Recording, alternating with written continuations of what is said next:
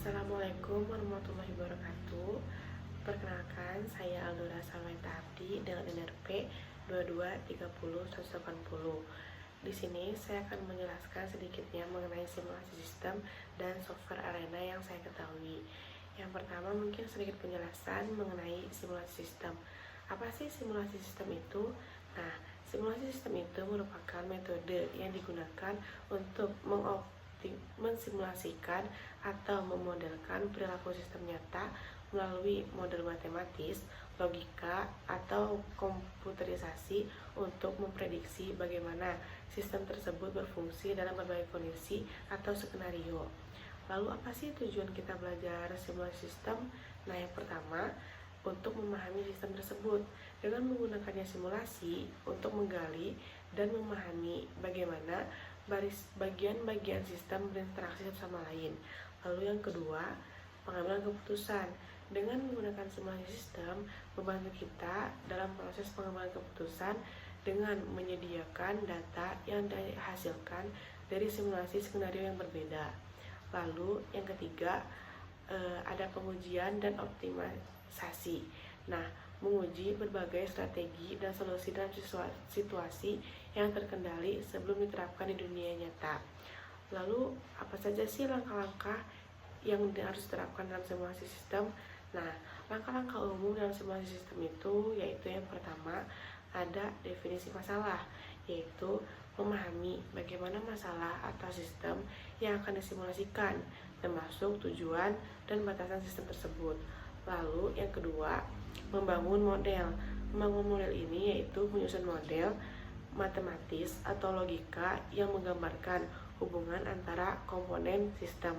Lalu yang ketiga ada simulasi. Nah, simulasi ini yaitu menjalankan model tersebut dengan berbagai parameter atau kondisi untuk melihat hasil yang terjadi. Lalu yang keempat ada analisis hasil simulasi. Nah, analisis hasil simulasi ini yaitu menginterpresentasikan hasil simulasi yang sudah kita buat dan menganalisis data untuk menemukan pola atau solusi terbaik. Lalu yang kelima dan yang terakhir, pengambilan keputusan. Nah, berdasarkan langkah-langkah yang sudah kita lalui dari langkah pertama sampai keempat, didapatkanlah pengambilan keputusan. Pengambilan keputusan itu berdasarkan analisis hasil simulasi di poin nomor 4, yaitu membuat keputusan yang lebih tepat untuk sistem yang sebenarnya. Lalu, setelah model siap, kita selanjutnya menjalankan simulasi untuk melihat bagaimana sistem bekerja dengan kondisi yang berbeda. Misalnya, kita bisa menguji bagaimana mengubah waktu istirahat pekerja bisa mempengaruhi output pabrik. Lalu, setelah simulasi dijalankan, kita analisis hasil untuk melihat pola atau masalah yang mungkin terjadi dan akhirnya kita dapat membuat keputusan untuk mengoptimalkan sistem tersebut di dunia nyata.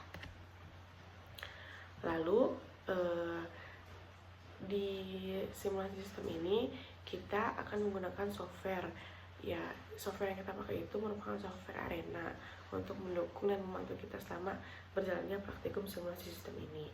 Apa sih software arena itu?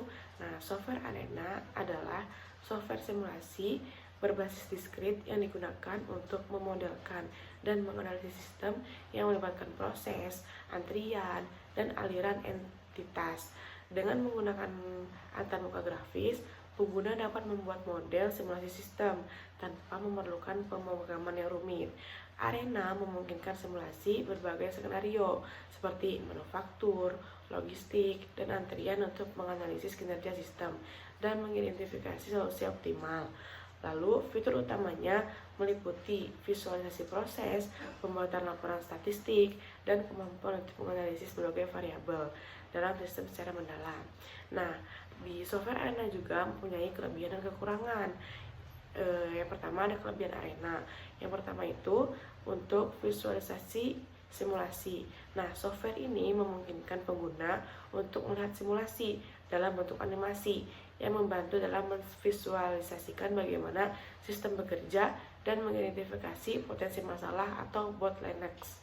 Yang kedua, laporan statistik dan analisis.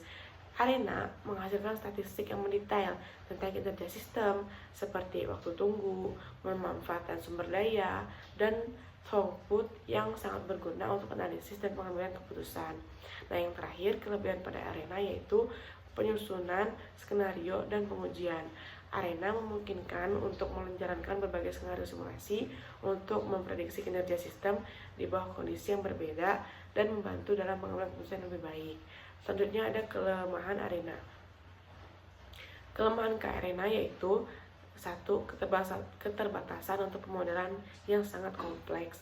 Arena lebih cocok untuk sistem yang elemen tidak terlalu kompleks. Untuk pemodelan sistem yang sangat besar dan kompleks, pengguna mungkin akan menghadapi kesulitan dan membutuhkan perangkat lunak yang lebih canggih. Lalu yang kedua, biaya. Arena merupakan software berlisensi yang berarti memerlukan biaya untuk mendapatkan versi penuh. Ini bisa menjadi hambatan bagi organisasi kecil atau individu yang memiliki anggaran terbatas. Lalu yang ketiga, tidak sepenuhnya berbasis kode. Bagi pengguna yang berpengalaman dengan pemrograman, Arena mungkin terasa terbatas karena fokus pada antarmuka grafis dan kurangnya kebebasan untuk menulis kode secara langsung. Ini bisa membuat beberapa model menjadi kurang fleksibel dan hal penyesuaian berkelanjutan. Nah, jadi teman-teman, simulasi sistem itu memberikan banyak keuntungannya di balik kekurangannya tersebut, seperti menghemat waktu dan biaya, walaupun biayanya mungkin sedikit mahal ya karena berlisensi, serta membantu kita membuat keputusan lebih baik.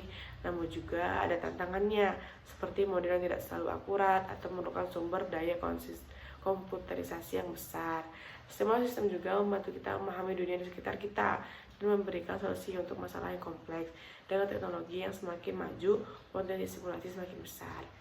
Mungkin sekian yang bisa saya jelaskan untuk simulasi sistem dan software Arena. Mohon maaf bila masih ada salah kata. Saya akhiri. Wassalamualaikum warahmatullahi wabarakatuh.